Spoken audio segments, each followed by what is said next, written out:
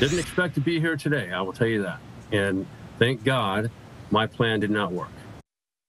Erik Kramer lived the dream so many young boys have. He played NFL football for a decade and developed into one of the finest quarterbacks the Bears have ever had.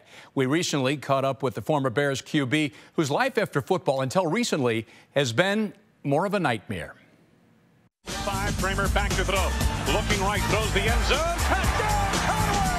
For one shining season, he was the best in Bears history. Kramer threw for 3,838 passing yards and 29 touchdowns in 1995, both all-time Bears single-season records. On a 136 call, every lineman's got the gap to their left. These days, you can find Kramer back on the field. He's helping coach a high school team not far from where he grew up in the L.A. suburbs. I know you've had a chance now to dive back into coaching and help kids. Tell me how that's going, what you're getting out of it, and what it's meant to you. So it's absolutely something I love. I thought when I went to college, I never thought I'd be playing professional football. So I thought I was going to be a coach. It's very enjoyable getting to work with, the young people of today, playing the game that they love, and I do too, it's very rewarding.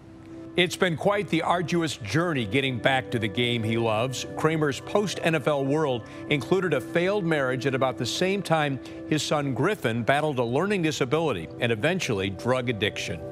It broke my heart that he struggled so much that it was a game he was never going to do very well. And that just didn't seem fair to me for him.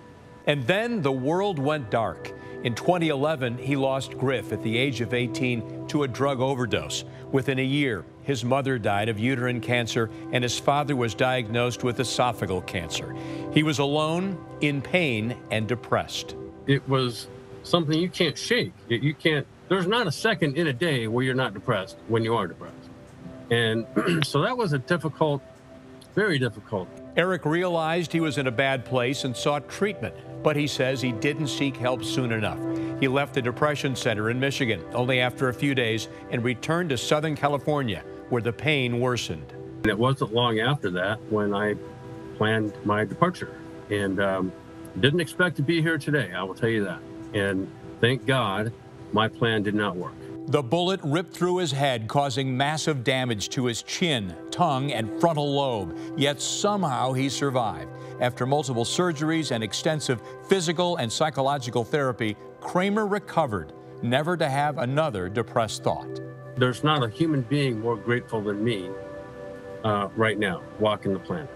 Go! As Kramer returns to his roots on the field, he's also on a mission to clear his name.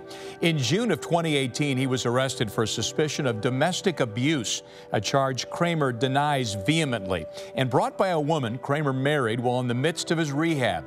They were dropped when she was charged with 12 felonies related to taking advantage of Kramer financially. Now the former Bears quarterback wants today's NFL players to know how to protect themselves should they ever become incapacitated like he was. What can family members and those closest to someone who is having some cognitive issues, what they can as a family do to help prepare for a common sense way to take care of this person if they find themselves incapacitated.